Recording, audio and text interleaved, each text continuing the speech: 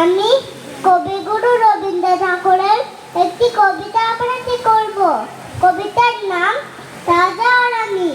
এক যে ছিল রাজা, সেদিন আমায় দিল সাজা। ভোরের রাতে উঠে আমি গিয়েছিলাম ছুটে, দেখতে ডালিম গাছে বনের পীড়ব কেমন নাচে। ডালে ছিলাম পড়ে, সেটা ভেঙে গেল পরে। সেদিন হলাম মানা, আমার পেয়ারা পেরে আনা। রাত দেখতে যাওয়া, আমার চিড়ের পুলি খাওয়া। কে দিল সেই সাজা, যেন কে দিল সেই রাজা। এক যে ছিল রানী, তার কথা সম্মানী। সাজার খবর পেয়ে মাই দেখলো কেবল যে, বললে না তো কিছু, কেবল মুক্তি করে নিচু। আপন ঘরে গিয়ে সেদিন জইল আগুন দিয়ে। হলো না তার খাওয়া, তিনবার রাত দেখতে যাওয়া।